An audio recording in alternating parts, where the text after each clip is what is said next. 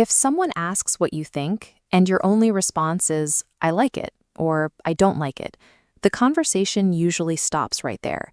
It gives your speaking partner nothing to build on. To maintain the flow of a real conversation in English, you need a way to express exactly how you feel, why you feel that way, and how to navigate someone who disagrees with you. By the end of this session, we are going to practice these skills in a real-time, timed speaking exercise. You will state your opinion, provide specific reasoning, and respond to opposing views. Establishing these specific habits helps bridge the gap between making simple one-word statements and participating in a balanced discussion. The first step is moving towards more precise verbs and phrases that sound more natural to native speakers. When you favor something, try using I'm a big fan of, I prefer, or I'm keen on. These immediately add more specificity to your speech.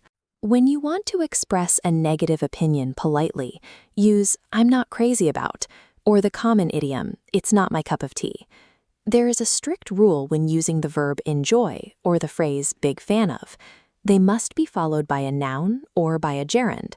A gerund is simply a verb that ends in ing, so that it acts as a noun. That means you cannot say, I enjoy to watch movies. You must say, I enjoy watching movies. Native speakers listen for this specific rule. Memorizing the gerund structure prevents a common grammatical error that instantly disrupts the flow of your sentence. Next, we have to look at how to support those statements. A preference is more effective when you explain the why behind it. You can bridge your preference to your reasoning using explaining phrases, such as the reason I prefer this is, or what attracts me to this is.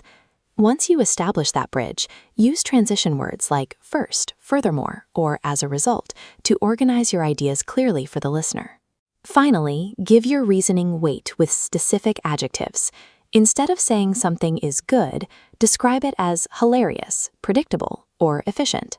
Let's put that together into one cohesive argument.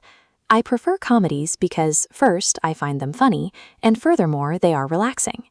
Layering a clear preference with a transition and a specific adjective allows you to organize a complete thought, making your English more persuasive.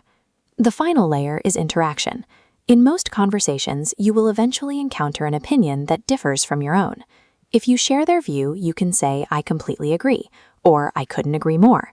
However, in English, there is a specific social sequence for disagreement. You should acknowledge the other person's point before introducing your own. You do this by starting with phrases like, I see your point but, or I understand what you're saying, however. A blunt disagreement often forces the other person to defend themselves. A structured challenge invites them to keep exploring the topic with you while you maintain your own position. Using this acknowledge first sequence preserves the professional tone of the exchange. It is time to apply these steps in a short practice. Our topic is watching movies at the cinema versus watching them at home. Here is my opening argument. I believe the cinema is better. Nothing appeals to me more than the massive screen and the incredible sound system. Now it is your turn. When the timer starts, you must speak aloud. You need to politely challenge my point, state your preference for home viewing, and provide 2 reasons, using transitions and adjectives. Ready? Go. Successfully combining these 3 steps demonstrates that you can maintain the flow of a conversation even when opinions differ. Constructing these multi-layered responses out loud prepares you for more professional exchanges in the future. By combining a specific preference, a clear reason, and a polite challenge, you create a more professional interaction. Your next step is to apply this exact 3-part structure to a new topic today. Try practicing with debates on sweet versus savory foods or remote work versus working in an office. Using this structure in your daily practice helps build the consistency required for confident English communication.